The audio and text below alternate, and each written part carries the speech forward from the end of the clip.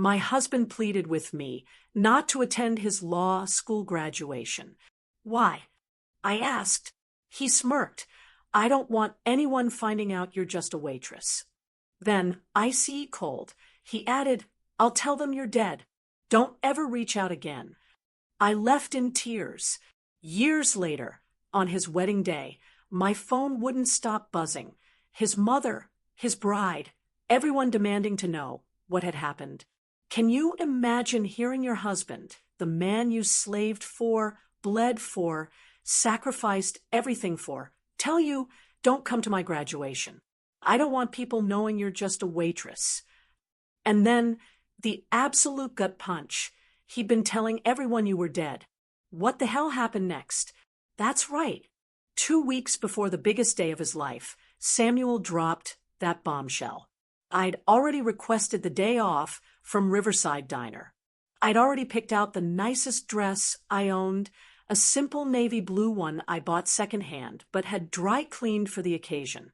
I'd already imagined sitting in that audience, watching my husband walk across the stage to receive the law degree I helped pay for with tip money and extra shifts that left my feet bleeding. But he didn't want me there. Not because of limited seating. Not because of scheduling conflicts. No, it was because I was just a waitress, and that embarrassed him in front of his classmates whose families were lawyers and judges and people who mattered. Just a waitress, I repeated, tasting the poison in those words. Is that what I am to you now? He finally looked up from his phone, and his expression held no warmth, no recognition of the 3 years we had spent married, or the 6 years I had spent supporting his dreams while my own stayed locked in a box under our bed. Haley, be realistic. Everyone there will be from families with money and status. I cannot have them meeting you and wondering why I married someone who serves pancakes for a living. That was the moment I understood. I had been erased long before he spoke the words out loud. But let me take you back to where this story actually begins. To the place where I spent most of my waking hours for 6 years. To the life I thought meant something before Samuel reduced it to an embarrassment he needed to hide. Riverside Diner sits on the corner of 5th and Morrison. It's that kind of place that smells permanently of bacon grease and coffee that's been sitting too long on the burner.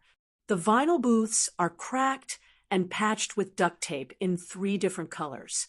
The jukebox in the corner only plays songs from the 70s, stuck on an endless loop of Eagles and Fleetwood Mac that drives some customers crazy and suits others into nostalgia. The floor tiles are chipped in places where decades of foot traffic have worn them down to the concrete beneath. The fluorescent lights flicker when it rains, which, in our city, means they flicker about 200 days a year. For 6 years, this diner was my kingdom. I knew every inch of that place, every quirk and malfunction and small grace. I knew which booth had the wobbly table that needed a folded napkin under the left leg. I knew which coffee pot poured faster, and which one dripped if you tilted it wrong. I knew that the ice machine made a grinding sound for exactly 3 seconds before it dispensed, and that the kitchen door squeaked unless you pushed it at just the right angle. More than that, I knew the people. I knew every regular customer by heart, knew their orders before they opened their mouths, knew their habits and patterns and small human details. Professor Hicks came in every morning at 7:15 and ordered black coffee, 2 sugars, no cream. He always left exactly $2 on the table, folded in half like a tiny tent. And he always sat in the 3rd booth from the door, where the morning light came through the window at an angle that let him read his newspaper without glare. The lost students from the university down the street treated Riverside like their second office. They would camp out in the back booths for hours, nursing single cups of coffee while their textbooks and laptops spread across tables like small empires claiming territory. They debated constitutional law and criminal procedure in voices that grew louder as the caffeine kicked in, gesturing with highlighters and pens sometimes staying so late that I had to wipe down around them during closing. I moved through their conversations like a ghost, refilling water glasses and clearing plates while they talked about tort reform and appellate briefs and summer internships at prestigious firms. They never looked up when I approached their table. They never paused their discussions to say thank you. They never learned my name, even though I wore a name tag pinned to my uniform every single shift. To them, I was part of the furniture, as permanent and invisible as the chipped Formica tables and the flickering lights overhead. My coworkers became my family in ways that surprised me. Maria had worked the morning shift for 8 years, and she possessed this uncanny ability to read customers the moment they walked through the door. She could tell who would tip well and who would run her ragged for pocket change. She could spot trouble before it started, the customer who would complain about everything, or the one who would try to leave without paying. She taught me how to handle difficult situations with a smile that never reached her eyes and words that sounded pleasant but carried warnings underneath. Devin washed dishes on weekends while putting himself through community college. He was studying business management, taking classes 3 nights a week after his shifts ended. He had this philosophy about work that he would share while scrubbing pots in the back, his hands red from hot water and industrial soap. He said, "Every job teaches you something valuable if you pay attention, and washing dishes teaches patience and the satisfaction of turning chaos into order." He said the people who looked down on service work were the ones who had never done it, who had no idea how much skill and endurance it required. Then there was old Joe, who had been cooking at Riverside for 30 years. He arrived every morning at 5 o'clock to prep for the breakfast rush, and he stayed until the dinner orders stopped coming. He rarely talked, communicating mostly in grunts and nods, but he noticed everything. When I came in with red eyes or moving slower than usual, he would slide an extra piece of pie across the counter during my break. No words, no questions, just this understanding that sometimes kindness comes in the form of banana cream and silence. The work exhausted me in ways that went deeper than physical tiredness. My feet ached every single night, a bone-deep pain that no amount of soaking in Epsom salts could fully ease. I developed calluses on my heels and permanent indentations on my shoulders from carrying heavy trays loaded with plates and coffee pots. My hands smelled like coffee even after I scrubbed them until the skin turned pink and raw.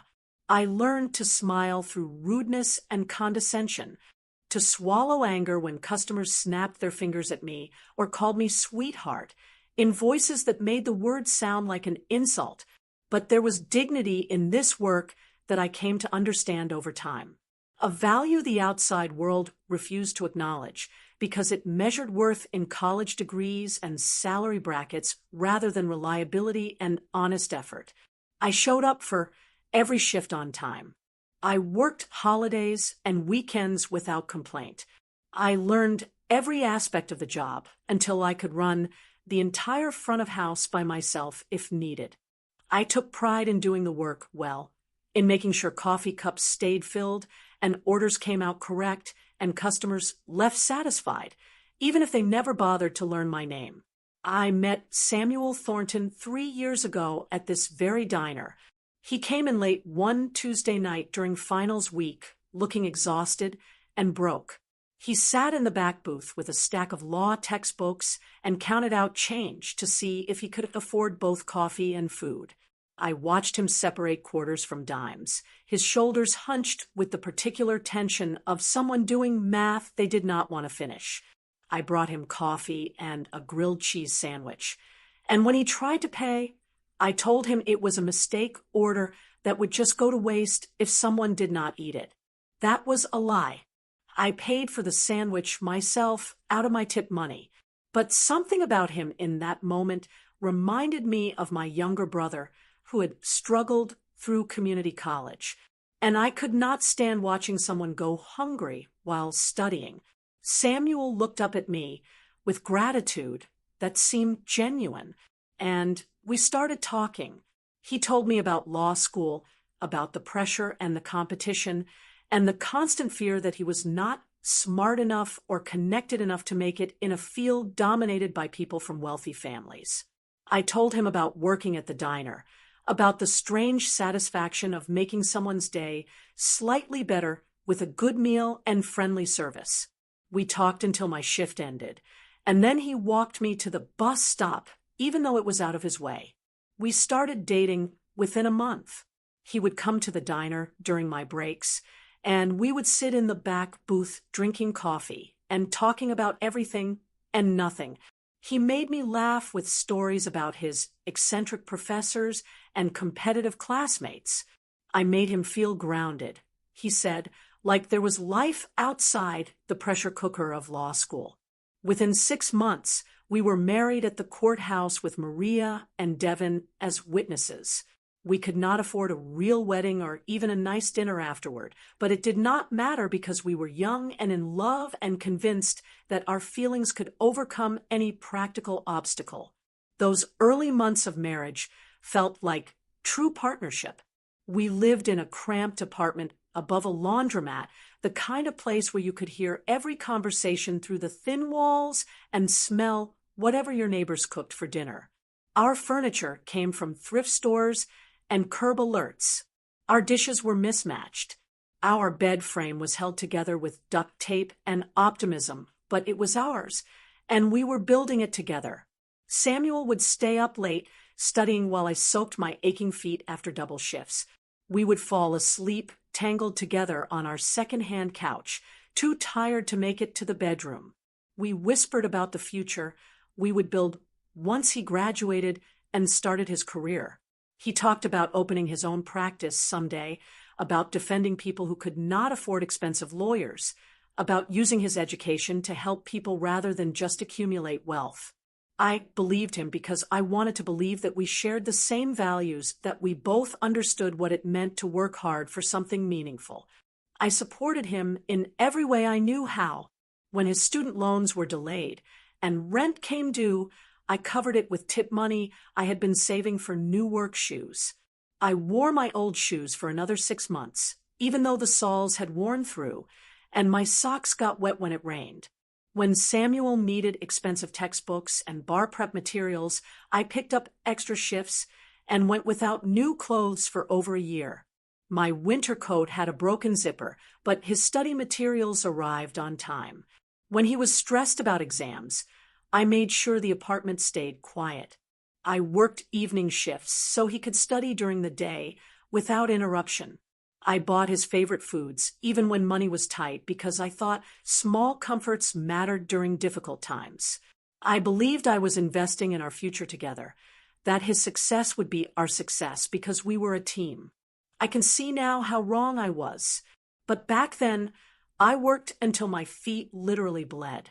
There were nights I came home and peeled off my socks to find blisters that had burst during my shift. My shoes stained pink with diluted blood. I would clean the wounds and tape them up and put the same shoes back on the next morning because I could not afford to miss work and I could not afford new shoes. The shift in how Samuel treated me started so gradually that I convinced myself I was imagining it. Somewhere around his second year of law school, things began to change in small ways that accumulated into something larger and more damaging. He stopped introducing me as his wife at law school events. We would arrive together at study group parties or networking receptions, and when his classmates asked who I was, he would just say, "This is Haley," with no context or explanation. At first, I thought maybe he assumed people already knew we were married. But then I noticed how he would change the subject immediately after introducing me, steering conversations away from any questions about our relationship or how we met. When someone asked what I did for a living, Samuel would jump in before I could answer and say something vague about how boring day jobs were compared to legal theory, redirecting the conversation back to law school topics. He stopped inviting me to study group gatherings at our apartment. He would schedule them during my dinner shifts at the diner. And when I pointed out that I could request different hours, he said it was fine, that I would probably be bored listening to them discuss cases anyway.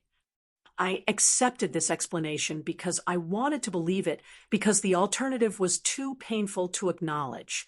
When his classmates asked about his personal life, he gave vague answers that erased me from his narrative entirely. I discovered this by accident one evening when I stopped by the law library to drop off the lunch he had forgotten. I overheard him talking with two classmates about their weekend plans, and one of them asked if he was doing anything with his girlfriend. Samuel said he was probably just going to study, that he did not have time for a relationship with the demands of law school. I stood frozen in the doorway, invisible to them, holding his forgotten lunch and listening to him pretend I did not exist. I confronted him about it that night, and he said I had misunderstood, that he just meant he did not have time for the kind of relationship other people had, the kind with regular date nights and weekend trips. He said I should understand that he was under enormous pressure and could not worry about how he phrased things in casual conversations. I let it go because I wanted peace more than I wanted truth. But the erasure continued and intensified. Samuel stopped posting pictures of us together on social media. His Instagram and Facebook pages showed only images of him at law school events or studying in coffee shops, carefully curated to present the image of a serious, dedicated student with no distractions. When I asked why he never posted our photos anymore, he said social media was superficial, and he was trying to maintain a professional image for future employers who might look at his profiles. He stopped mentioning me in conversations with his professors or during networking events with legal professionals. I knew this because occasionally one of his classmates would come into Riverside Diner, and when I mentioned being Samuel's wife, they would look confused or say they did not know he was married. Each time this happened, something inside me cracked a little further. I told myself he was just stressed, that law school pressure was making him behave strangely, that things would get better once the intensity of studying eased. I made excuses for behavior that needed no excuse, only acknowledgement. But deep down, something cold and certain was growing in my chest. This knowledge that I was becoming invisible in my own marriage, that my husband was systematically erasing me from his life while I was still living in it. Now, standing in our apartment with Samuel's graduation band still echoing in my ears, I understood that the erasure was complete. I was not just invisible. According to Samuel, I was not supposed to exist at all. The waitress who had supported him through 3 years of law school, who had worked until her feet bled so he could focus on studying, who had sacrificed her own dreams and financial security for his education. That woman was just an embarrassment he needed to hide from people who mattered. Just a waitress. I whispered again, and the words felt like ashes in my mouth. Samuel stood up from the couch, pocketing his phone. I'm glad you understand. The ceremony is invitation only anyway, so it's not like you were really going to be able to attend. That was a lie. I had seen the graduation information. Family members were welcome. But I did not argue, because what was the point? He had already decided I was not family. He had already decided I was not worthy of being seen with him on his big day. I need to get back to studying, Samuel said, walking toward our bedroom. He paused in the doorway and looked back at me with an expression I could not quite read. Oh, and Haley, I've been telling people you died a few years ago, so if anyone ever asks, just don't contact me. It's cleaner that way. He closed the bedroom door behind him, leaving me standing alone in our living room with a Thursday night meatloaf getting cold on the coffee table and my entire world collapsing around me like a building with a faulty foundation, finally giving way to gravity and truth. I stood frozen in our living room, staring at the closed bedroom door. The meatloaf on the coffee table had stopped steaming. The apartment felt smaller, suddenly, like the walls were closing in. Samuel had just told me he had been informing people I was dead. And then he walked away to study as though he had simply mentioned a change in his class schedule. My legs felt unsteady, so I sat down on the couch where moments earlier he had delivered his verdict. The fabric was worn smooth in places from 3 years of us sitting here together, watching movies, eating takeout, pretending we were building a life. I pressed my palm against the cushion and felt nothing but old foam and springs that had lost their tension. I needed to understand. I needed him to explain how you tell people your wife is dead while she is still making your meals and paying half the rent. I walked to the bedroom door and knocked softly at first, then harder when he did not respond. Samuel, we need to finish this conversation. There's nothing to finish. His voice came through the door, muffled, but clear enough. I have a contracts exam on Monday. I need to study. I opened the door anyway. He sat at the small desk we had bought together from a second-hand store, his laptop open, his textbooks arranged in neat stacks. He did not turn around when I entered. You cannot just tell me you have been pretending I am dead and then go study for an exam. He sighed, the kind of exhale that suggested I was being unreasonable and tiresome. Haley, I already explained this. Everyone at graduation will be from families that matter. Lawyers, judges, business owners. These are people who can help my career. Having them meet you would raise questions about my judgment. Your judgment, I repeated. The words felt foreign in my mouth, like a language I had never learned to speak properly. What exactly would they question? That you married someone who works hard, someone who supported you through school. He finally turned in his chair to face me. His expression held no warmth, no recognition of the person I had been to him for 3 years. They would question why I married someone who serves pancakes for a living, why I chose someone with no education, no prospects, no connections that could benefit me professionally. Each word landed with precision, carefully chosen to inflict maximum damage. This was not spontaneous cruelty. This was rehearsed, considered deliberate. I helped pay for your degree, I said, and I hated how my voice shook. I worked double, so you could afford textbooks and bar prep materials. I covered rent when your loans were delayed. I sacrificed so you could focus on studying. And I appreciate that, Samuel said in the tone people use when they do not appreciate something at all. But appreciation does not change reality. The legal profession is about connections and image.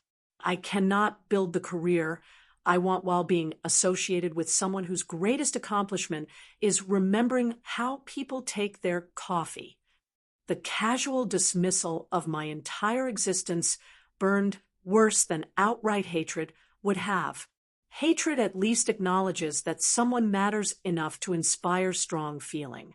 This was something colder, a calculation that I had served my purpose and now represented a liability to be eliminated. So, you told people I died? I said it as a statement, not a question, because I needed to hear the words out loud again to make them real. Yes. He turned back to his laptop, already done with this conversation. When people asked about family or my personal life, I told them, my wife passed away a few years ago in an accident. It was the simplest explanation. Simplest for who? For everyone. He clicked something on his screen, his attention already elsewhere. It generated sympathy, which helped in some situations, explained why no one had met you, and it avoided awkward questions about why I was married to someone inappropriate for my social circle. The word inappropriate echoed in my head. 3 years of marriage reduced to a single adjective that meant I was not good enough, had never been good enough, would never be good enough no matter what I sacrificed or how hard I worked. When did you start telling people this? My voice sounded distant, like it belonged to someone else. Around the middle of second year, he said it casually, like he was discussing when he had started using a new study method. That's when networking became more important and people started asking more personal questions. Second year. That was 18 months ago. For 18 months, Samuel had been walking through the world as a widower while I served coffee and cleared plates to pay our bills. For 18 months, people had been offering him sympathy for a loss that never happened while I ached from double shifts, so he could study without financial stress. Does anyone know the truth? I asked, does anyone in your entire law school world know I exist? He hesitated, and that pause told me everything. A few people from first year met you briefly, but most of them transferred or we lost touch. No one who matters knows you are real. No one who matters knows you are real. The sentence was so absurd, I almost laughed. I was standing right here, breathing, speaking, existing in 3 dimensions. But according to Samuel, I was not real because the people who could advance his career did not know about me. This is insane. I said, you understand that, right? This is not normal behavior. Normal is relative. Samuel closed his laptop and finally gave me his full attention, which somehow made everything worse. In my world, having the right connections and maintaining the right image is normal, essential. Actually, you come from a different world where those things don't matter. But in my profession, they matter more than almost anything else. More than honesty, more than the person who supported you through school. Yes, he said it without hesitation, without shame. More than those things. I need you to understand something. Haley, I'm going to be successful. I am going to build the kind of career that most people only dream about. And I cannot do that while dragging around someone who represents everything I am trying to move beyond. Everything you are trying to move beyond. I echoed. You mean poverty? Working class jobs? The kind of life I live? Yes, exactly that. He stood up from his chair, and I noticed he was taller than I remembered. Or maybe I had just shrunk. I grew up poor, Haley. I know what it's like to be looked down on, to be dismissed because you do not have the right background. I worked incredibly hard to get into law school, and I am not going to waste that opportunity by staying connected to a life that will hold me back. I am not a life. I am a person. I am your wife. Not for much longer. He walked past me toward the closet and pulled out a duffel bag. I think it would be better if you stayed somewhere else tonight. I need to focus on studying, and this conversation is not productive. I watched him pack my clothes, selecting items randomly and shoving them into the bag, without care. My favorite sweater, the one with the small hole in the sleeve that I had been meaning to fix. The jeans I wore on our first date. A dress I had bought for his law school formal that he had asked me not to attend at the last minute. Samuel, we need to talk about this properly. You cannot just erase someone from your life. He zipped the bag and held it out to me. I already have, and I need you to accept that and move on. Do not come to graduation.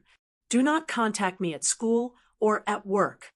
If anyone ever asks, tell them we were never married. Tell them you have me confused with someone else. Just stay away. What about the apartment? What about our things?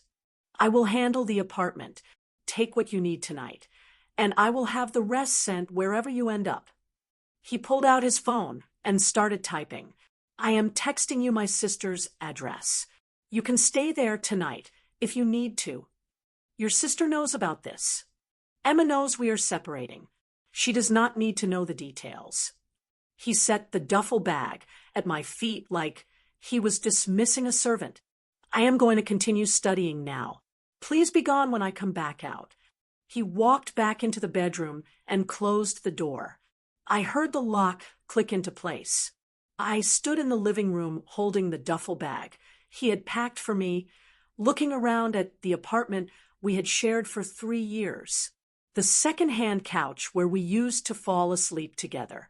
The coffee table where I sat down his Thursday meatloaf that was now cold and congealing. The kitchen where I had made countless meals while he studied.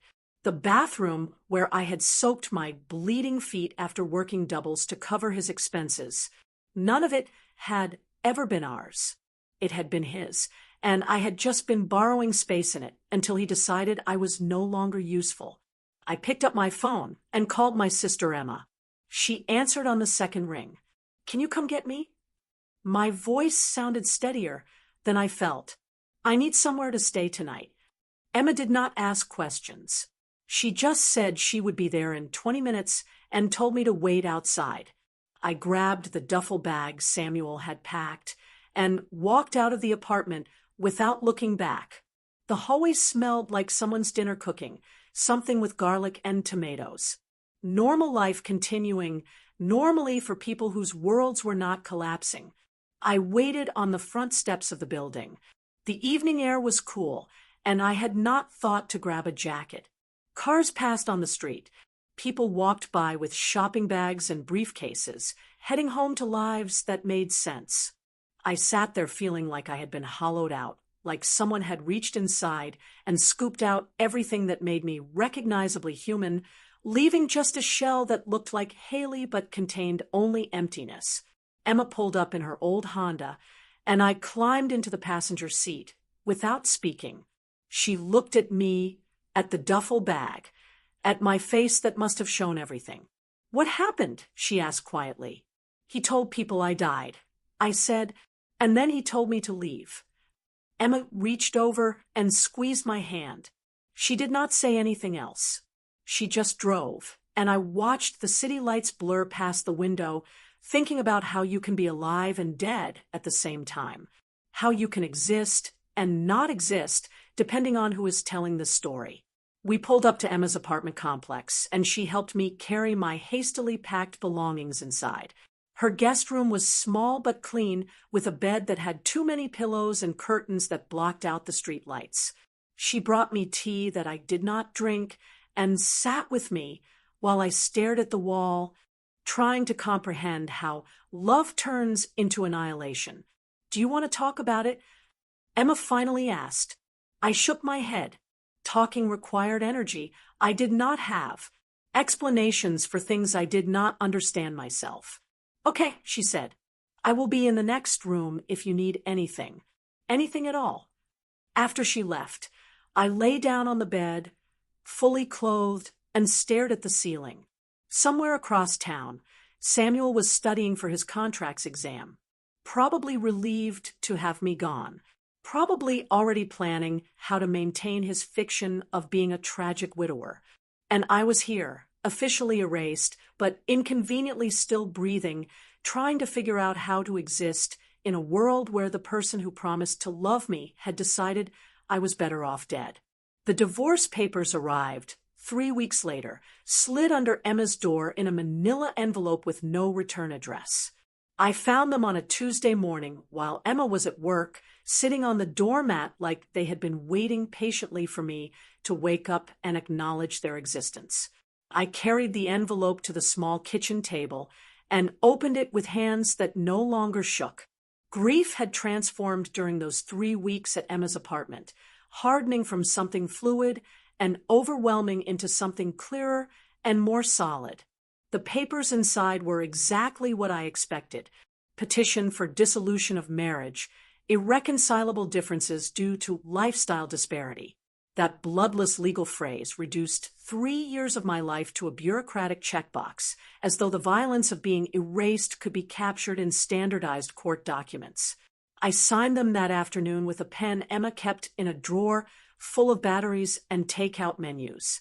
My signature looked small and unfamiliar on the line, like it belonged to someone I used to know.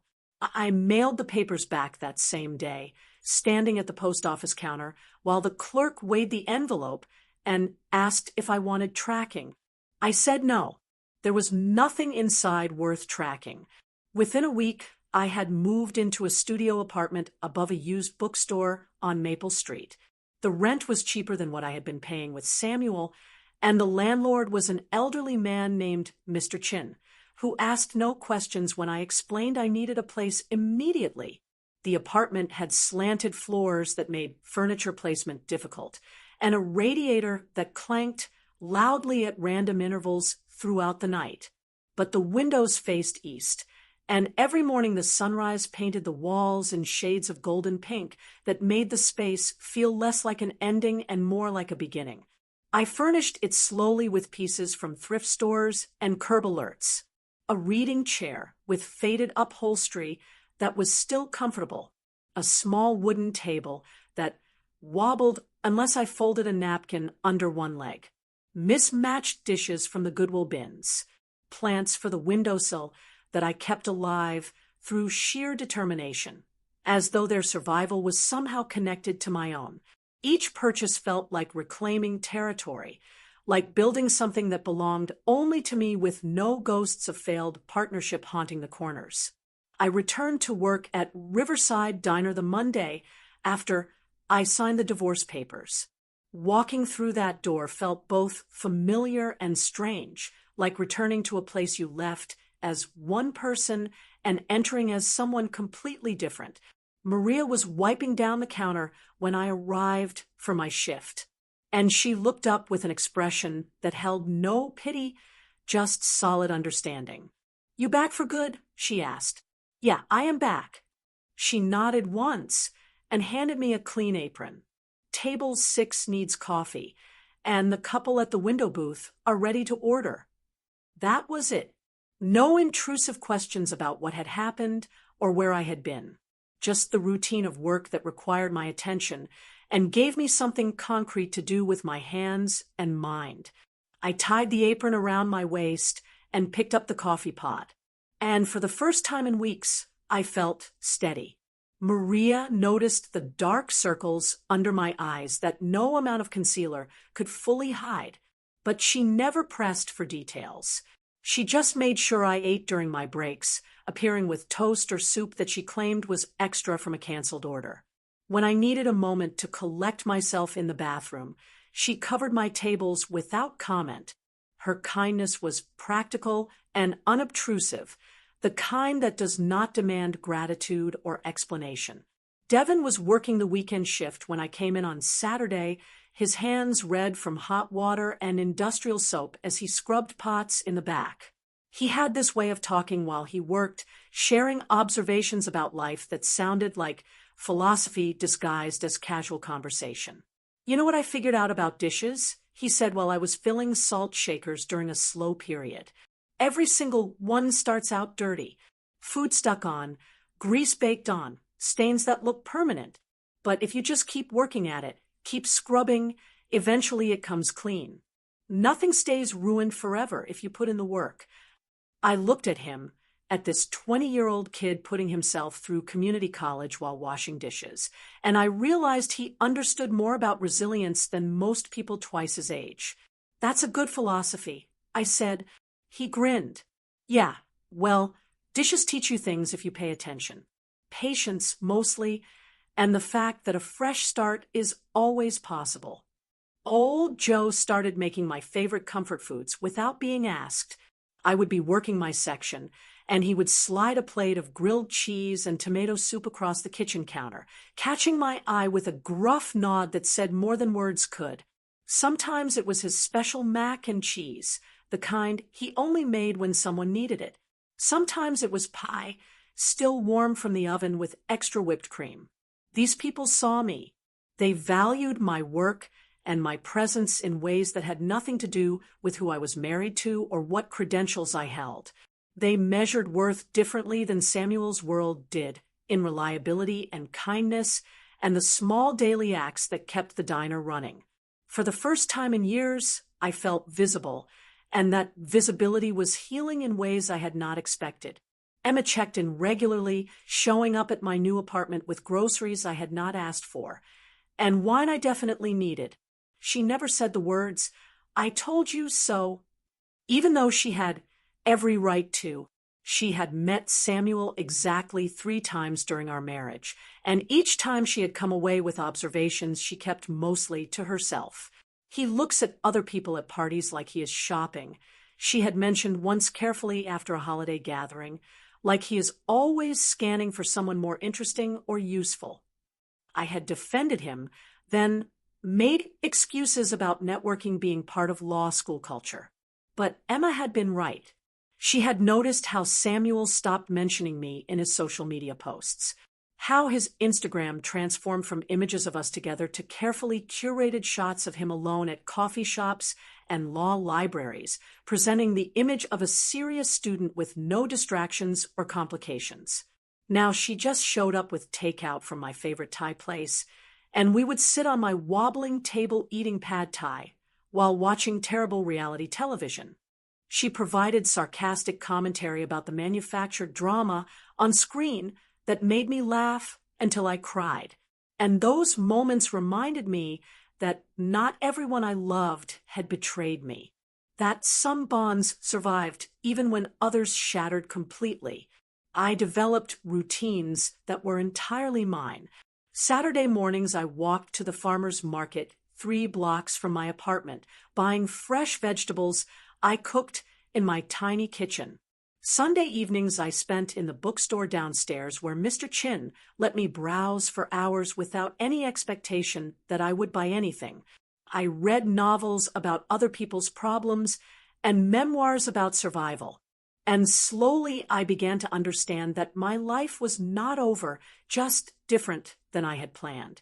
The weeks turned into months. Summer faded into fall, and the leaves outside my window shifted from green to gold to brown. I worked my shifts at the diner and came home to my small apartment and built a life that was modest but honestly mine. I was not happy exactly, but I was stable, and stability felt like an achievement after months of emotional freefall. Then came the morning that changed everything again. It was a Tuesday, 8 months after the divorce had been finalized. I was working the breakfast shift, moving between tables with the coffee pot, refilling cups, and clearing plates in the familiar rhythm that required no conscious thought. 2 law students sat in the corner booth, the same one where Samuel used to study 3 years ago. They were deep in conversation about someone's upcoming wedding, and I was only half listening as I approached with the coffee pot. "Did you get your invitation to Samuel Thornton's wedding?" one of them asked. My hand froze mid-pour, coffee splashing slightly over the rim of the cup. I set the pot down carefully and pretended to wipe the spill while my heart hammered against my ribs. "Yeah, it looks like it is going to be huge," the other student replied. "His fiancé's family is apparently spending a fortune. Her dad is that appellate judge, right? Judge Ashford, Victoria Ashford. Can you imagine landing someone like that?" Samuel really upgraded from that tragic backstory he had going. The whole dead wife thing. They laughed, and the sound cut through me like broken glass. I finished wiping the table and walked back to the kitchen on legs that felt disconnected from my body. Victoria Ashford, daughter of an appellate judge. Exactly the kind of pedigree Samuel had been cultivating. The exact opposite of a waitress who embarrassed him with her working-class existence. He had not just left me. He had upgraded me, traded authenticity for advantage, swapped the woman who supported him through law school for someone whose connections could advance his career. And he was getting married, celebrating this new partnership while still telling people his first wife had died tragically years ago. I finished my shift, moving through the motions, automatically clearing tables and refilling coffee while my mind spun with this new information. When my shift ended, I walked home slowly, taking the long route through the park where fall leaves crunched under my feet. The air smelled like wood smoke and approaching winter. Back in my apartment, I sat at my wobbling table and stared at my laptop for a long time before opening it. I had not searched for Samuel since the divorce, had not looked at his social media or checked on his life. I had been trying to move forward, to build something new rather than obsessing over what I had lost. But now I needed to see. I needed to know what story he was telling, what version of reality he had constructed around my erasure. I opened my laptop and typed his name into the search bar, and what I found made something cold and sharp crystallize in my chest. Not jealousy, but a darker form of clarity that felt almost like purpose taking shape. Samuel's Instagram profile loaded slowly on my old laptop, the images appearing one by one like evidence in a case I had not known I was building. The first photograph showed him at what looked like a charity gala, wearing a tailored suit I knew he could not have afforded when we were married. Victoria Ashford stood beside him, her hand resting elegantly on his arm, both of them smiling with the easy confidence of people who had never scrubbed floors or counted coins for groceries. I scrolled down. More photographs appeared, each one carefully composed and lit. Samuel at a legal conference with a name tag that identified him as an associate at Morrison & Wells, one of the most prestigious firms in the city. Samuel and Victoria at what the caption identified as a vineyard weekend. Wine glasses raised against a sunset that looked professionally photographed. Samuel alone in what appeared to be his new office. Law books arranged artfully behind him, his expression thoughtful and accomplished, but it was the captions that made my hands start to shake. Under the photograph from the charity gala, he had written about gratitude for second chances and the importance of honoring those we have lost by living fully. The comments beneath were full of heart emojis and supportive messages. People wrote about his strength and resilience. Someone mentioned how inspiring it was to see him finding happiness again after such devastating loss. I clicked on an older post, one from 6 months ago. A photograph of Samuel standing alone on a beach at sunset, his back to the camera, looking out at the ocean. The caption read, "3 years ago today, I lost my best friend and partner. The grief never fully leaves, but I have learned that carrying love forward is the greatest tribute we can offer those who shaped us. She would want me to keep building the life we dreamed about together." The comments on that post numbered over 100. People shared their own stories of loss. They thanked him for being vulnerable. They praised his emotional maturity and his ability to transform tragedy into motivation. One comment from someone whose profile identified her as a partner at his law firm said that his resilience in the face of personal tragedy was one of the things that made him such a valuable member of their team. I felt something cold settle in my chest. Not the hot flash of anger, but something more dangerous and calculated. Samuel had not just told a few people I was dead. He had constructed an entire public mythology around my fictional death, complete with anniversary posts and philosophical reflections about grief and growth. My erasure had become performance art, carefully staged and widely applauded. I opened a new tab and searched for Samuel's name along with law school. The third result was an article from the Alumni magazine published 4 months ago. The headline read, "Rising Star, How Personal Tragedy Shaped One Graduate's Approach to Justice." My finger hesitated over the trackpad before I clicked the link. The article opened with a photograph of Samuel in his office, the same one from his Instagram, but shot from a different angle. The text began with what the writer called his remarkable journey through law school, balancing academic excellence with the emotional weight of losing his spouse during his first year. I read the interview slowly, feeling my pulse accelerate with each paragraph. Samuel described our marriage as a beautiful but brief chapter, a partnership cut short by circumstances he preferred not to detail out of respect for her memory. He talked about how the loss had taught him about the fragility of life and the importance of fighting for justice on behalf of people who could no longer fight for themselves. He said his late wife had always believed in helping others and that her memory motivated him to pursue civil rights law rather than more lucrative corporate work. None of this was true. Samuel had never expressed interest in civil rights law during our marriage. He had talked constantly about making money, about building the kind of practice that would let him afford the lifestyle he wanted. And I had never shared any particular philosophy about helping others beyond the basic human decency of treating people with respect. But the interviewer had eaten it up, weaving Samuel's fabricated narrative into a compelling story about perseverance and purpose. The article included a quote from one of his professors, saying that Samuel's ability to channel personal tragedy into professional drive made him exactly the kind of attorney the legal system needed. Another quote from a senior partner at Morrison, and Wells mentioned that they had been impressed not just by his academic credentials, but by his character, which had been tested and proven through unimaginable loss. I clicked back to his Instagram and scrolled further. There were more posts stretching back over 2 years, each one carefully maintaining the fiction. A photograph of a book about grief with the caption about finding comfort in unexpected places. A shot of him running a 5K with a caption about how physical challenges helped him process emotional pain. An image of a sunset with a quote about carrying memories forward while building new dreams.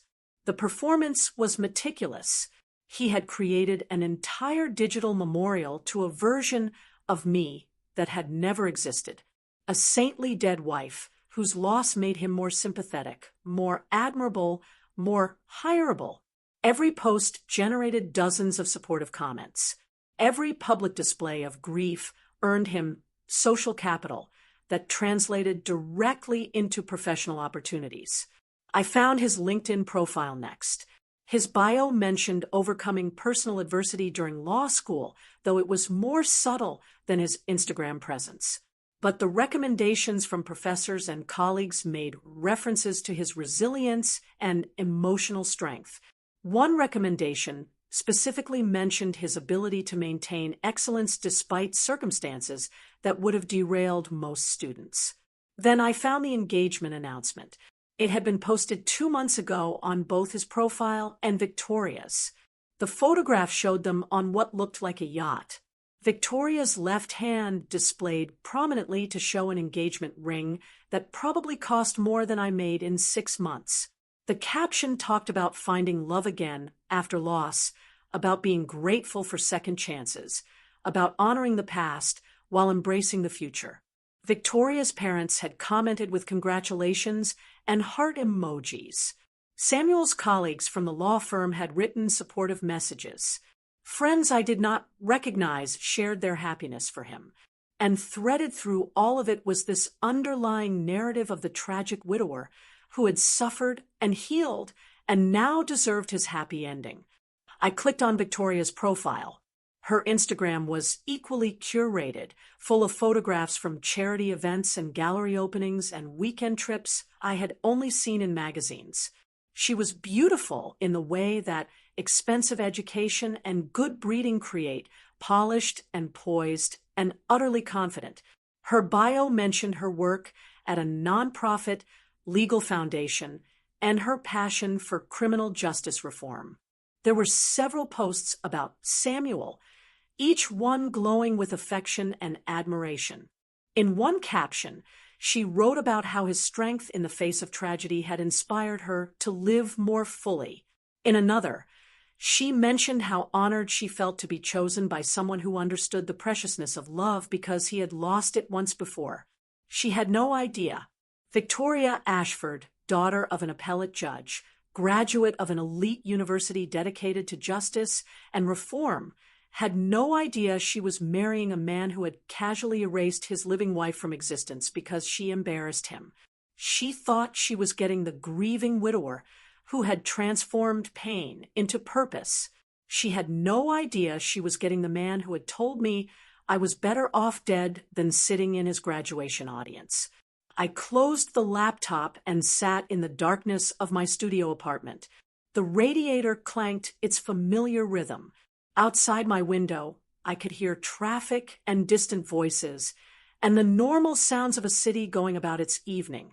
My hands had stopped shaking, replaced by a strange calm that felt almost detached from my body. Samuel had not just told a convenient lie. He had built an entire professional identity on the foundation of my fictional death.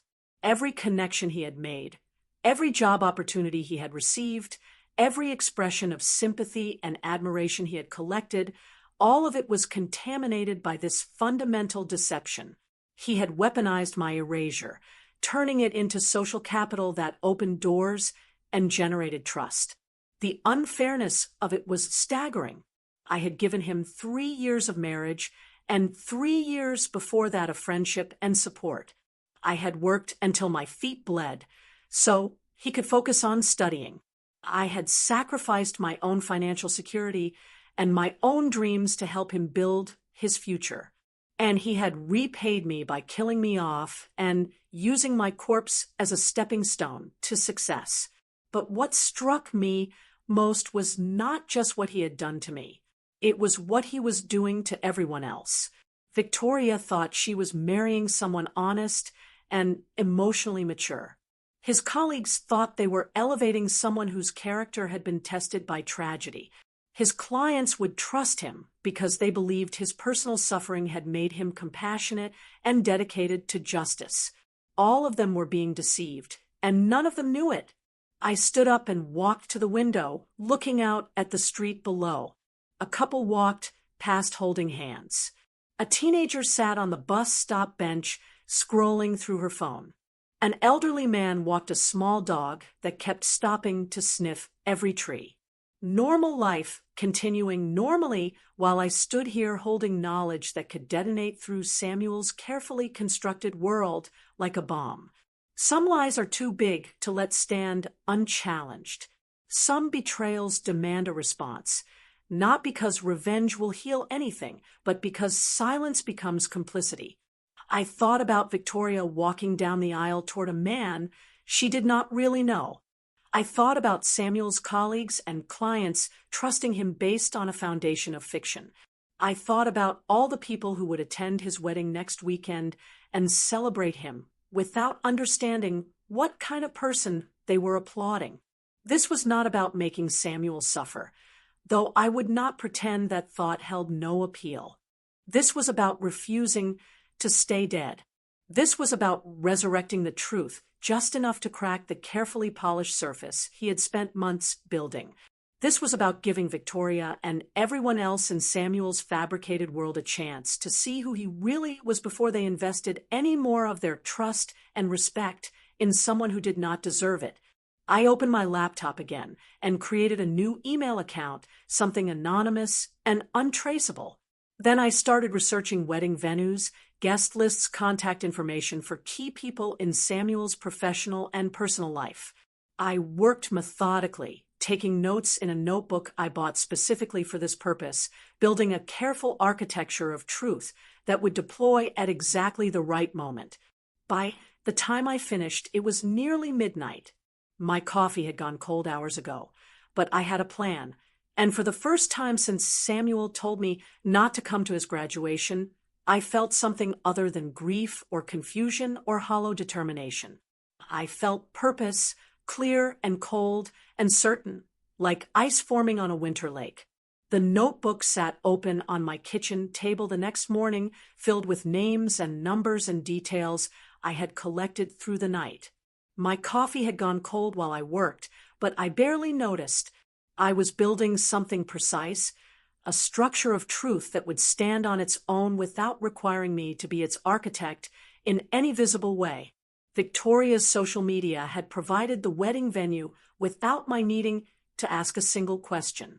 Ashford Estate, she had called it in her posts, though the official name was Riverside Manor, an upscale property 30 miles outside the city. The photographs she had shared showed manicured gardens and a ballroom with crystal chandeliers, the kind of place that required deposits larger than most people's annual salaries. She had tagged the location in multiple posts, hashtagging it with their wedding date and variations of words like blessed and grateful and forever. I spent Tuesday morning cross-referencing social media tags and law firm directories, building a map of who would be present at Samuel's wedding. Victoria's parents were easy to identify. Judge Richard Ashford and his wife Catherine appeared frequently in photographs from charity events and legal conferences, both of them polished and prominent in ways that explained exactly why Samuel had chosen their daughter. The guest list extended through their social network like branches on a family tree, each connection leading to more connections, more names, more people who believed Samuel's carefully constructed fiction. Samuel's law firm partners were there too, visible in his LinkedIn connections and Instagram tags. Morrison and Wells employed 60 attorneys across 4 practice areas, but only 5 were senior partners, and all 5 followed Samuel on social media and had commented on his engagement announcement. I wrote down their names and found their office numbers through the firm's website. By Wednesday afternoon, I had created a spreadsheet that mapped relationships and contact information for 30 key people who would attend the wedding: Victoria's family office manager, the wedding coordinator at Riverside Manor, the receptionist at Morrison and Wells, Samuel's direct supervisor, Victoria's maid of honor, whose Instagram bio listed her as an assistant district attorney. Each name represented a point of contact, a place where truth could be planted and allowed to grow. I made my first call on Thursday morning. My hands were steady as I dialed the number for Riverside Manor. And when the wedding coordinator answered with professional cheerfulness, my voice came out calm and pleasant. "Hi, this is Haley Thornton. I am calling to follow up on some billing details for the Thornton-Ashford wedding this Saturday." There was a brief pause, the kind that signals confusion being processed in real time. "I am sorry. Could you repeat your name?" "Haley Thornton, Samuel's wife. I just wanted to confirm that the payment arrangements have been finalized correctly." The pause lengthened. I could hear papers shuffling in the background, the click of a computer mouse. "I am showing the primary contacts for this event as Samuel Thornton and Victoria Ashford. Are you a member of the wedding party?"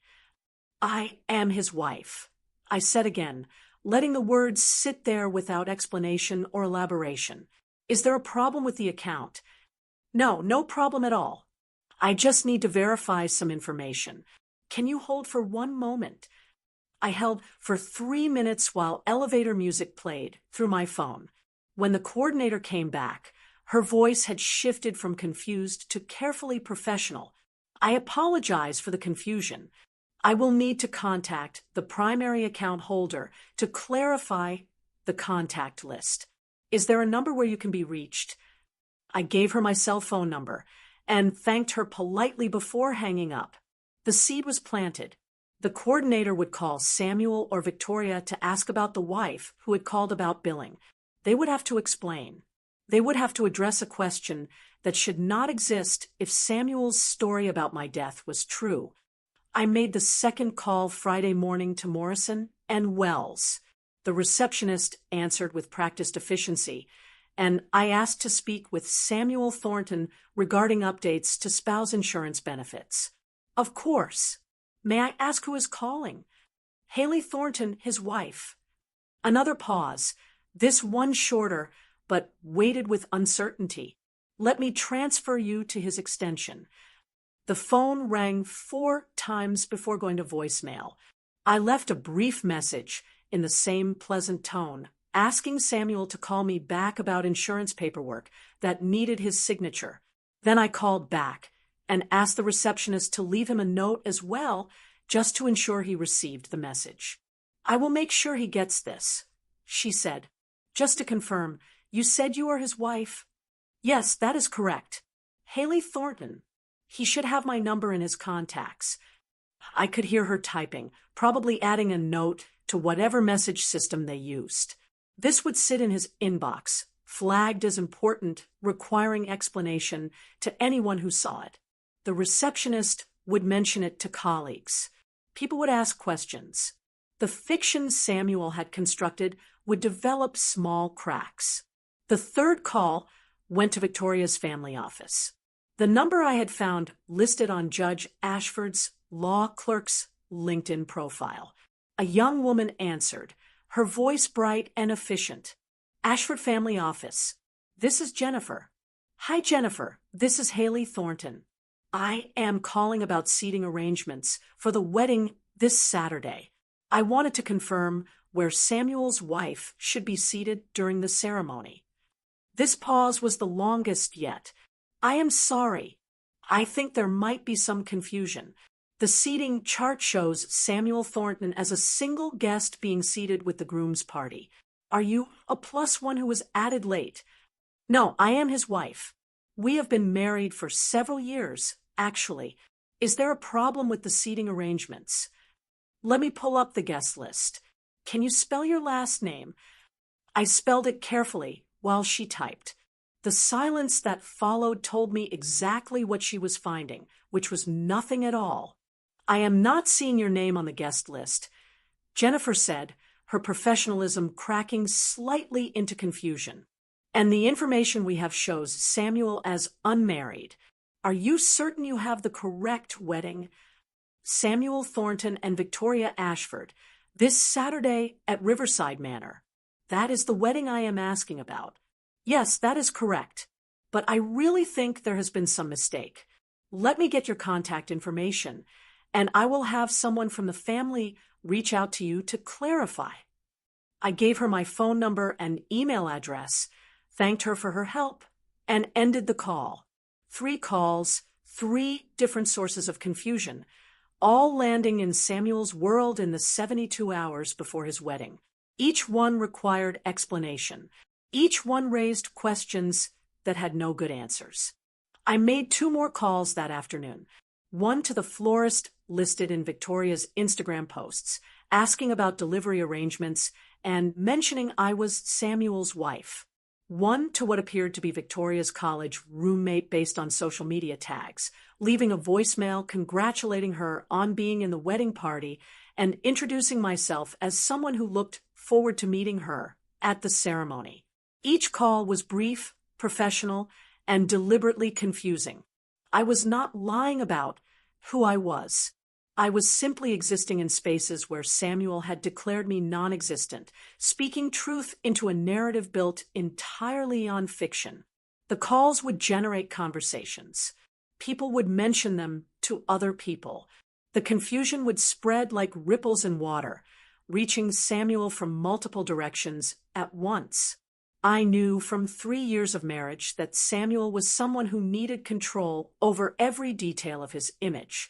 He managed his social media presence the way other people managed investment portfolios. He carefully curated every interaction, every photograph, every public statement. These small disruptions would create anxiety he could not fully address because addressing them required either maintaining the lie or admitting the truth. And neither option gave him the control he craved. Saturday morning arrived cool and clear, the kind of October day that photographers love for outdoor ceremonies.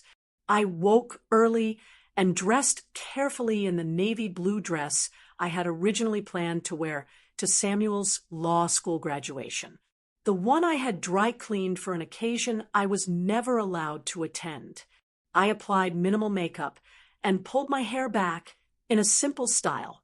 I wanted to look presentable but unremarkable, like someone who belonged in professional spaces without drawing unnecessary attention. I drove to Riverside Manor slowly, taking back roads through neighborhoods where autumn leaves created canopies of gold and red overhead.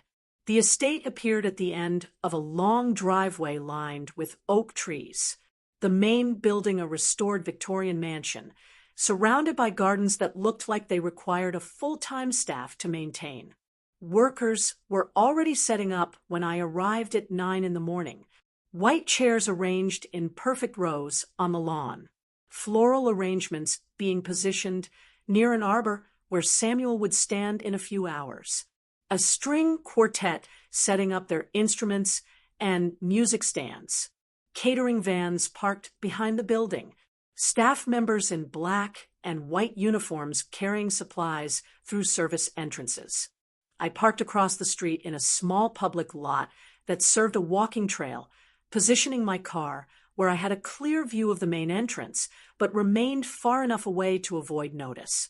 I settled into my seat with a bottle of water and the book I had brought as cover, though I had no intention of reading. Guests began arriving around 11:30, expensive cars pulling up to the valet station, women in elegant dresses and men in tailored suits, air kisses and greetings that carried across the lawn. I watched Victoria's parents arrive in a black sedan, both of them immediately surrounded by people wanting to shake hands and offer congratulations. I watched Samuel's law firm partners arrive together, 3 middle-aged men and 2 women who looked like they had stepped out of a recruiting brochure for success. At noon, Victoria arrived in a white limousine, surrounded by her bridesmaids in pale pink dresses.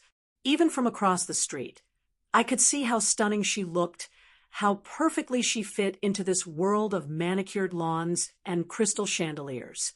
This was the woman Samuel had chosen to keep alive in his narrative, the one whose existence enhanced rather than embarrassed him. Samuel arrived 15 minutes later, and seeing him after 8 months felt stranger than I expected. He looked successful and confident, wearing a tuxedo that fit him perfectly, shaking hands, and laughing with groomsmen I did not recognize. He looked like someone who had never scrubbed floors or counted change for groceries, someone who had always belonged in spaces like this. I checked my phone. No calls yet, but that would change soon. The wedding was scheduled to start at 1 o'clock, which meant people were gathering, checking their phones, making last-minute arrangements. The coordinator would be finalizing details. The receptionist from Morrison and Wells might be attending as a guest. Jennifer from Victoria's family office would certainly be here managing logistics. The confusion I had planted was about to bloom into something larger, something Samuel could not control or contain, and I would watch it unfold from across the street, the dead wife resurrecting herself just enough to crack the foundation of the beautiful lie he had built. I settled deeper into my seat and waited for the truth to arrive like an uninvited guest at a wedding that should never have happened in the first place. At 12:45, the guests began taking their seats. The string quartet transitioned from warming up to playing actual ceremony music, something classical that drifted across the lawn and reached me even from across the street. Samuel appeared from a side entrance of the manor and walked toward the altar with his groomsmen, all of them wearing matching tuxedos and boutonnieres. He looked calm and composed, every inch the successful attorney about to marry into one of the most prominent legal families in the state. I watched him take his position beneath the floral arbor, checking his watch and exchanging words with the officiant. The guests settled into their white chairs, programs rustling, phones being silenced. Everything was proceeding exactly as planned. A perfect ceremony for a perfect couple built on a perfect lie. Then Samuel's phone rang. Even from my position across the street, I could see him stiffen. He reached into his jacket pocket and pulled out his phone, glancing at the screen with an expression that started as irritation. He declined the call and slipped the phone back into his pocket, saying something to the groomsman beside him that looked like an apology for the interruption. 30 seconds later, it rang again. This time, Samuel's frown deepened.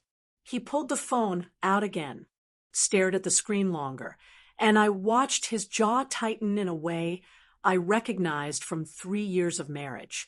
That was his tell when something was going wrong, but he was trying to maintain control. He declined the call again, but his composure had developed a crack. The phone rang a third time before he could put it away. Samuel stepped back from his position at the altar, holding up one finger to the officiant in a gesture that asked for a moment. He answered the call, pressing the phone to his ear while his free hand went to his hip.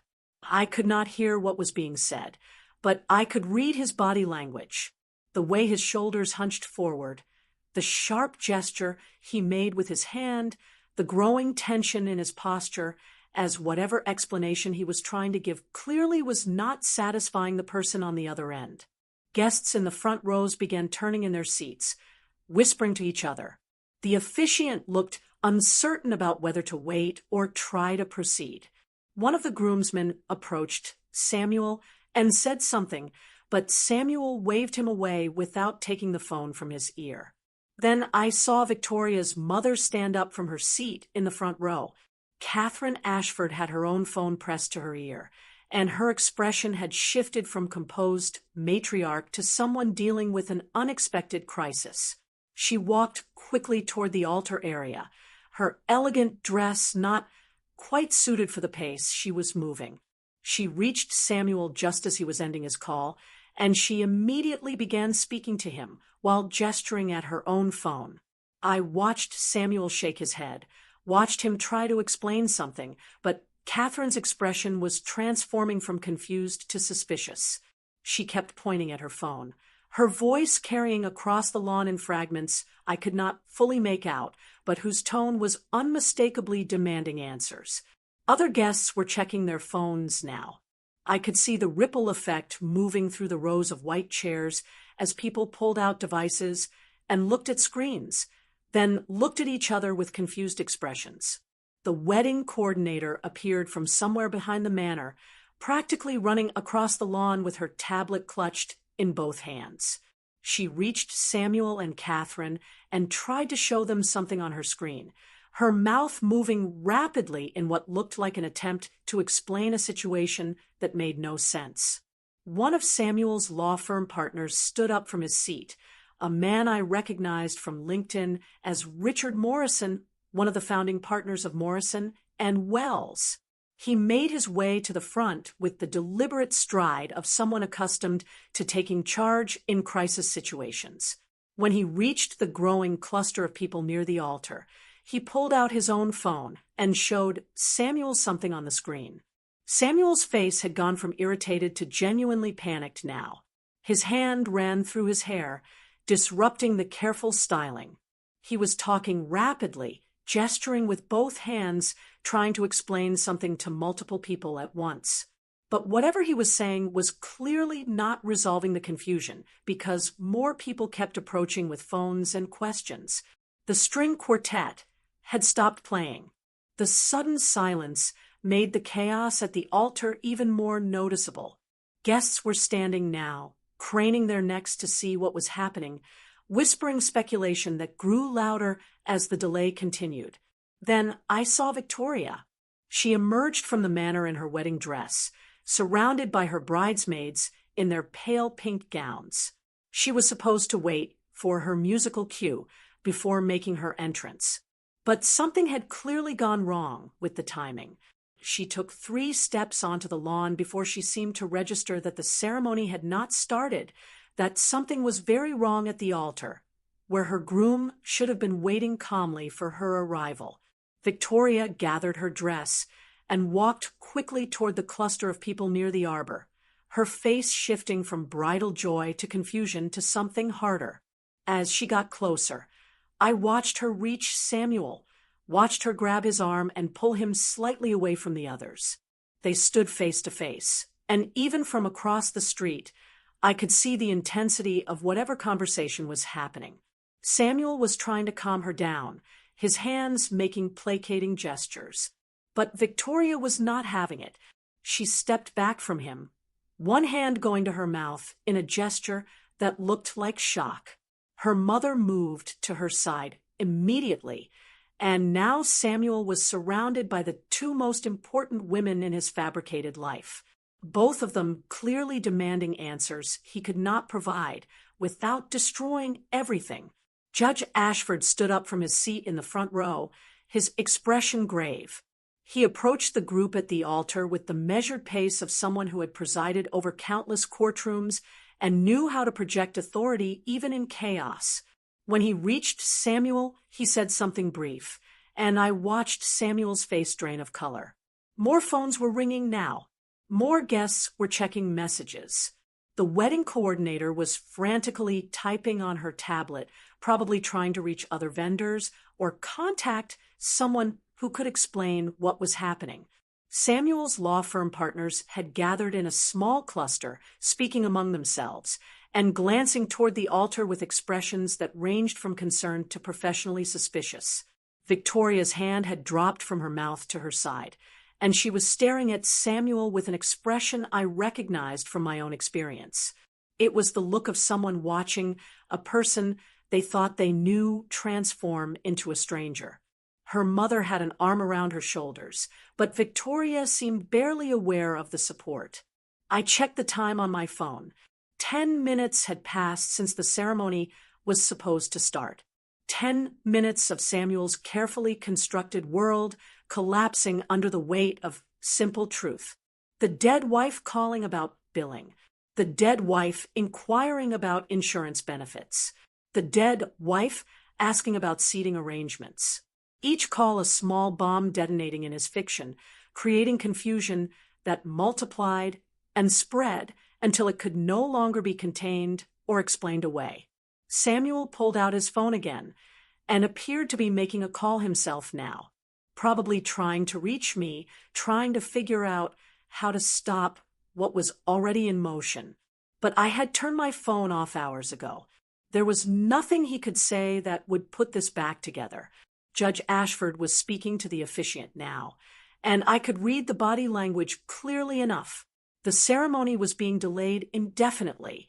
The judge turned to address the assembled guests, his voice carrying with a projection of someone trained to command courtroom attention. I could not hear the exact words, but I could see the reaction. Guests standing, confused conversations erupting, people beginning to gather their belongings or move toward the manor entrance. Victoria's bridesmaids had surrounded her in a protective cluster, and I watched her turn away from Samuel and walk back toward the manor with her mother and her attendants, forming a barrier between her and the man she had been about to marry. Samuel tried to follow, but Judge Ashford put a hand on his shoulder, stopping him. The two men stood there having what looked like a very serious conversation while the wedding dissolved around them. I had seen enough. The truth had done its work, creating exactly the kind of chaos that could not be smoothed over with explanations or excuses. Samuel would have to choose now between admitting he had lied about my death or constructing even more elaborate lies to cover the first ones.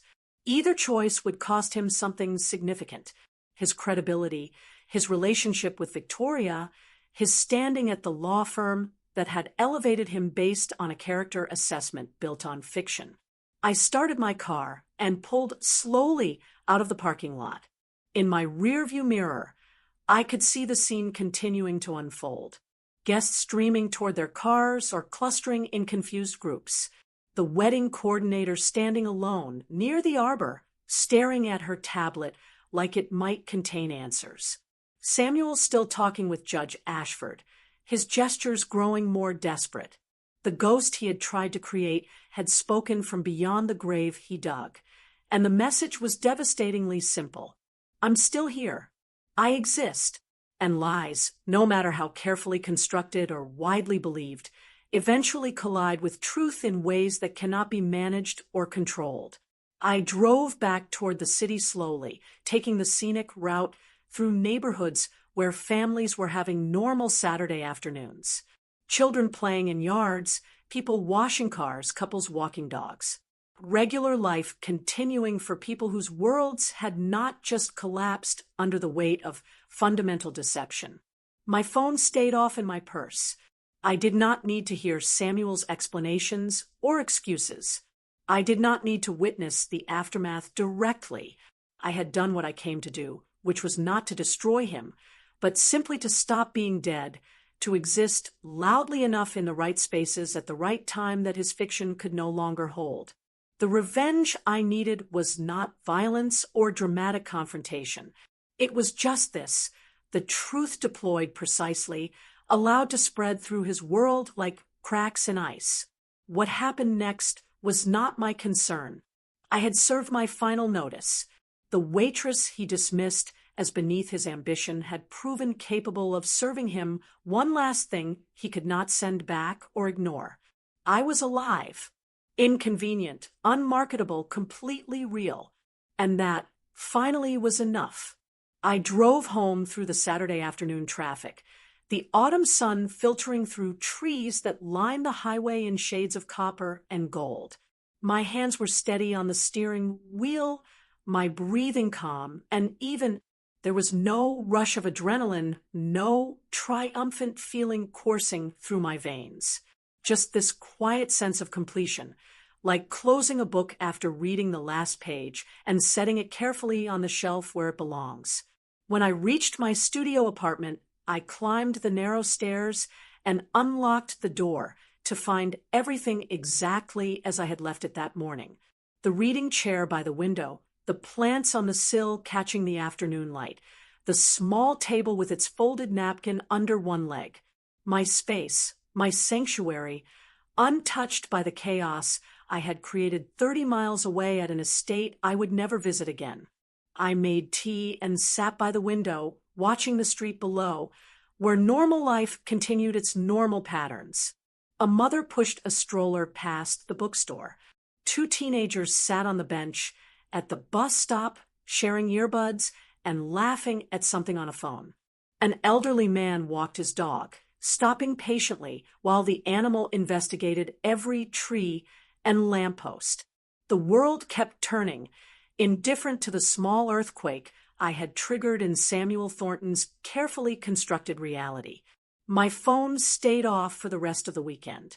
I did not need to know what happened after I drove away. I did not need Samuel's explanations or excuses or attempts to spin the situation into something he could control. The truth had been deployed, and truth has its own momentum once released into the world. Sunday, I worked my regular shift at Riverside Diner. Maria raised an eyebrow when I walked in, studying my face with the careful attention of someone who had known me for 6 years and could read my moods like weather patterns. "You look different," she said while we set up the coffee station before the morning rush. "Something happened." "I took care of something I needed to handle," I replied, filling the industrial coffee maker with grounds. "That's all." She nodded slowly, asking nothing more, but understanding in the way that good friends do. We worked our shift in comfortable rhythm, refilling cups and clearing plates, and exchanging the kind of easy conversation that comes from shared labor and mutual respect. On Monday morning, I finally turned my phone back on. 17 missed calls from Samuel, a dozen text messages that progressed from confused to angry to pleading, 3 voicemails I deleted without listening to.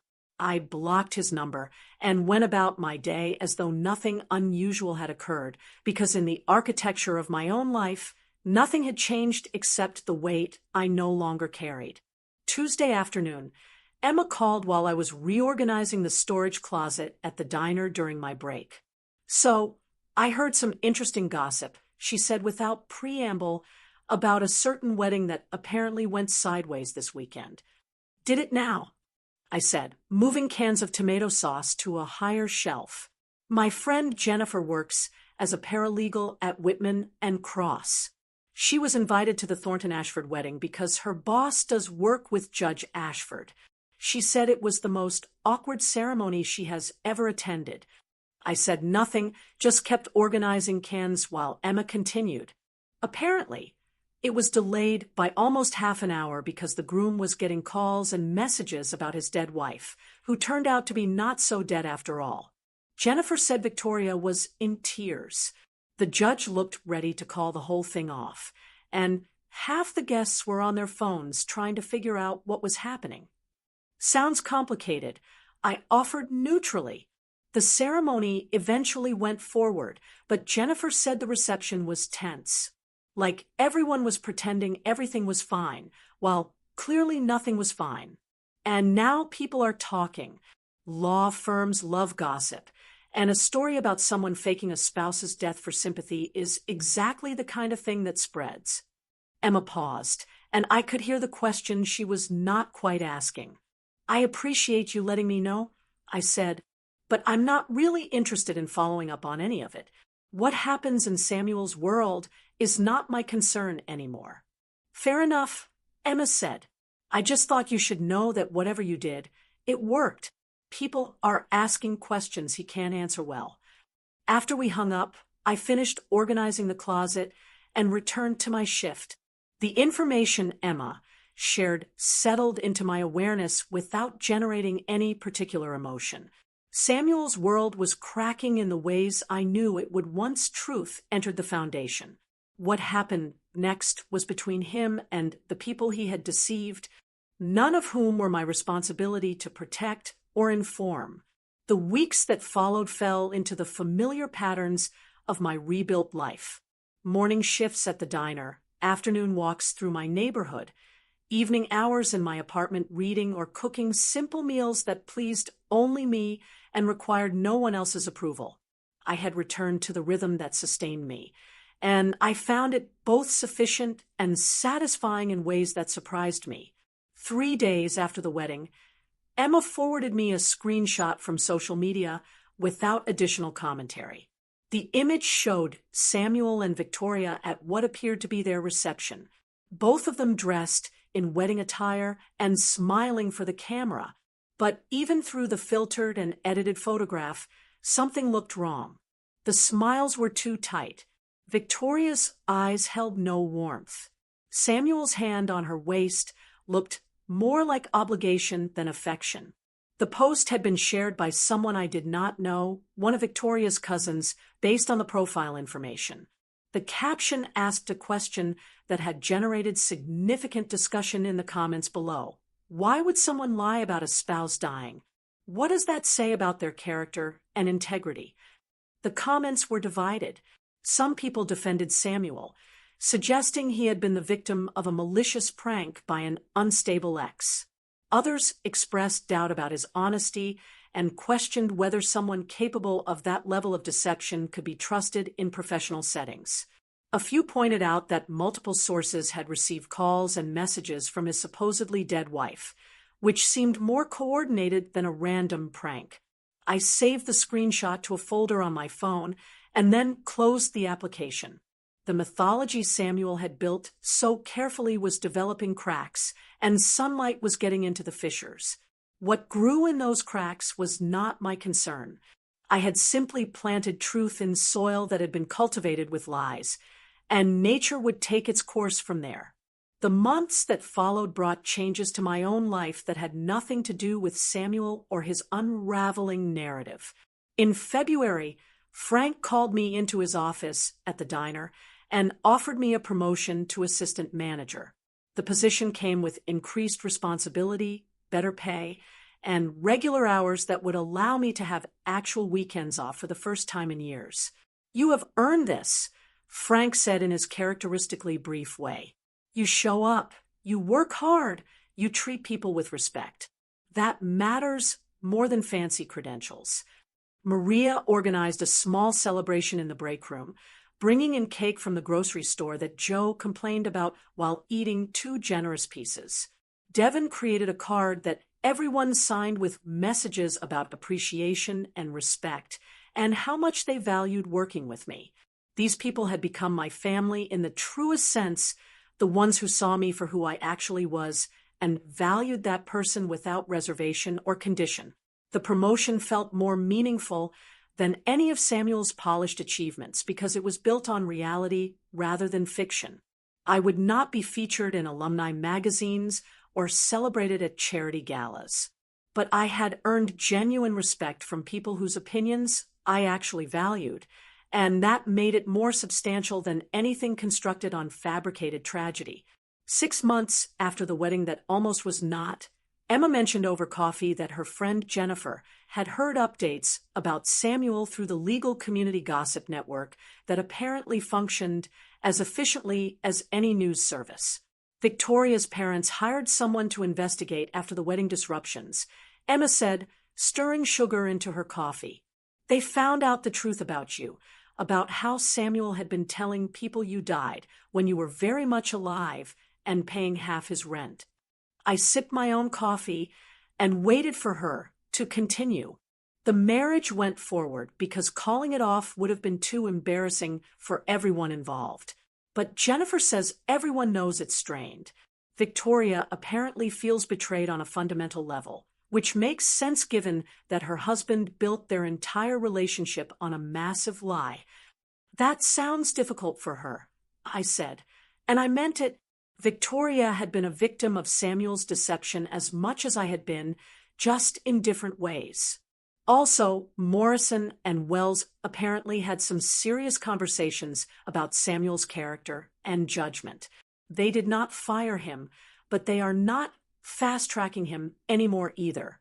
The sympathetic widower narrative that helped him get hired has been replaced by questions about his integrity. I absorbed this information with the same neutral attention I had given all the previous updates. Samuel's professional reputation was becoming complicated in exactly the ways I expected once the foundation of lies was exposed. Truth, once released, shapes reality in ways that no amount of careful image management can control or redirect. Does that feel satisfying? Emma asked, watching my face, knowing that he's facing consequences. I considered the question carefully. It feels complete, I said finally. I did not do this to punish him or to celebrate his struggles. I did it to stop being dead, to exist loudly enough that his fiction could not hold. What happens to him now is between him and the people he deceived. I'm just living my life. Emma nodded, understanding in ways that only someone who had witnessed the entire arc of this story could understand. We finished our coffee and talked about other things, normal things, the texture of a life that had moved beyond the need for revenge or vindication. I walked home through streets where spring was beginning to assert itself. New leaves on trees, flowers pushing through soil in window boxes. The world renewing itself in cycles that had nothing to do with human drama or constructed narratives. I climbed the stairs to my studio apartment, unlocked the door, and stepped into the space that was entirely and authentically mine. The truth had done its work. Samuel's carefully polished facade had developed cracks that would never fully repair. And I had stopped being the ghost he tried to create, reclaiming my existence through the simple act of refusing to stay buried in the grave he dug with lies. That was enough. That was everything. The calendar notification appeared on my phone in late October, a full year after Samuel had told me not to come to his graduation. The reminder read simply anniversary because I had never bothered to delete it after the divorce. 6 years since we had stood in that courthouse with Maria and Devin as witnesses, believing we were starting something that would last. I stared at the notification for a long moment, then dismissed it with a swipe of my finger. But the date lingered in my awareness throughout my shift at the diner. This marker of time that measured both how far I had come and how completely my life had transformed from what I once imagined it would be. After work, I did something I had never done before. I made a reservation at Marcellus, an Italian restaurant downtown that I had walked past countless times, but never entered because the prices listed on the menu board outside were more than I typically spent on groceries for a week. But I had received my first paycheck as assistant manager, and I decided this anniversary deserved acknowledgement, not as mourning for what was lost, but as celebration for what I had survived and rebuilt. The hostess seated me at a table by the window as evening settled over the city. The restaurant was elegant in an understated way, with white tablecloths and soft lighting, and the kind of atmosphere that suggested special occasions and celebrations. I felt briefly self-conscious sitting alone at a table clearly designed for couples or small groups, but I pushed that feeling aside. This evening was mine, earned through resilience and the quiet work of rebuilding a life from materials I thought had been destroyed.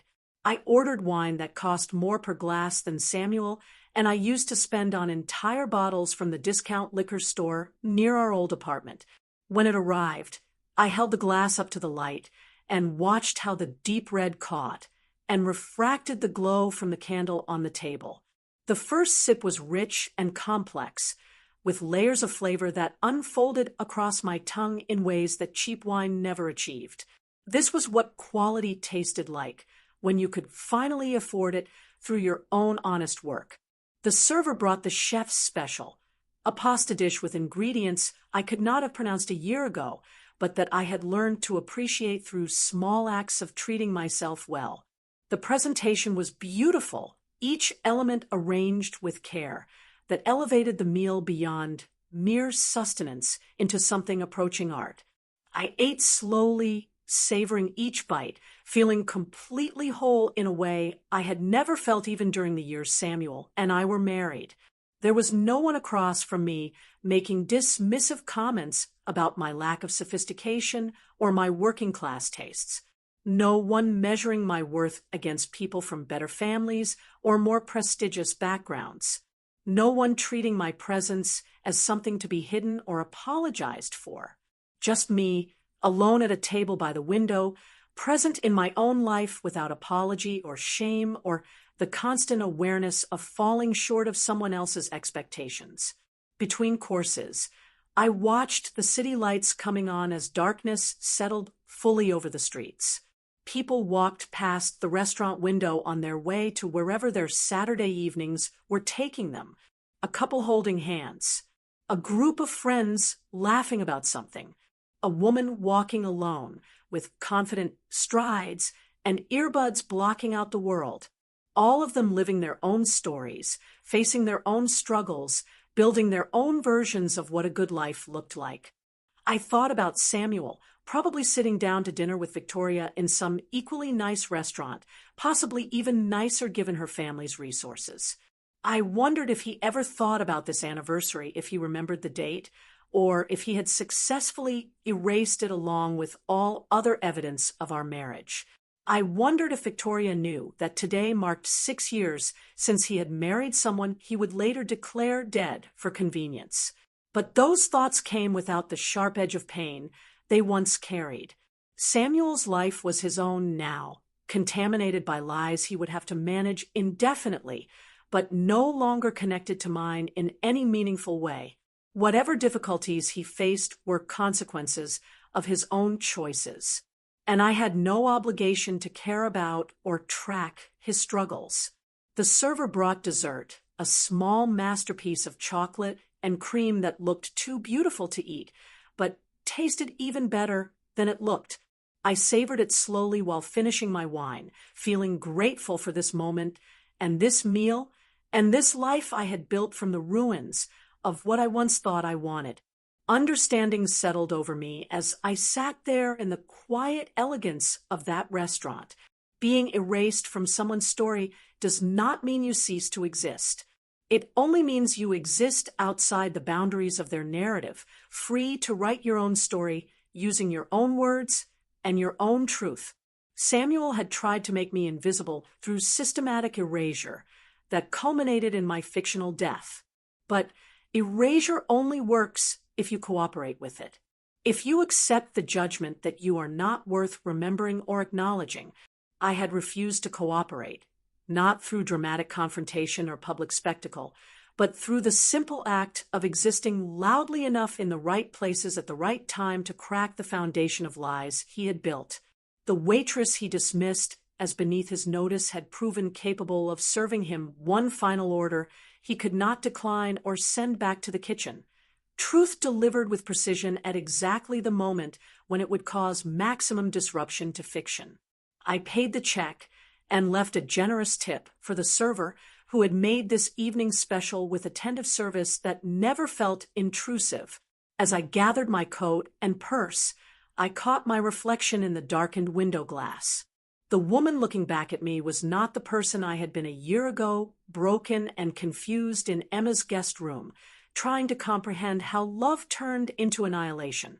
She was not even the person I had been 3 years ago, shrinking herself to fit inside Samuel's ambitions while her own dreams stayed locked away.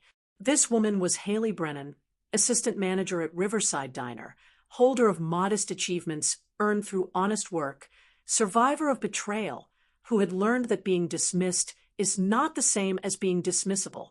I had scars from this experience, places where trust had broken and might never fully heal. But I also had clarity about my worth that came from being valued by good people who measure character through actions rather than credentials or connections. The studio apartment above the bookstore waited for me when I walked home through streets that smelled like autumn leaves and wood smoke from someone's fireplace. I climbed the stairs and unlocked the door to the space that was entirely mine, furnished with pieces I had chosen and paid for myself. The reading chair, where I spent Sunday evenings with books from the shop downstairs. The small table with its folded napkin under one leg that held my coffee every morning. The plants on the windowsill that I had kept alive through consistent care and attention. Everything in this apartment carried meaning rather than serving as props in someone else's curated life. This was not performance or image management. This was just living, honest and hard-won and completely real. The life I had built was not glamorous or impressive by the standards Samuel valued. I would never be featured in alumni magazines or celebrated at charity galas, but it was solid in ways that fiction could never be, built on authenticity rather than manufactured tragedy. I made tea and sat in my reading chair by the window, watching the street below, where the evening continued in patterns that had nothing to do with my small personal history.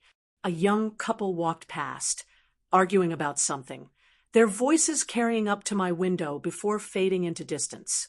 The bookstore owner locked up for the night, testing the door twice to make sure it was secure before walking to his car parked at the curb.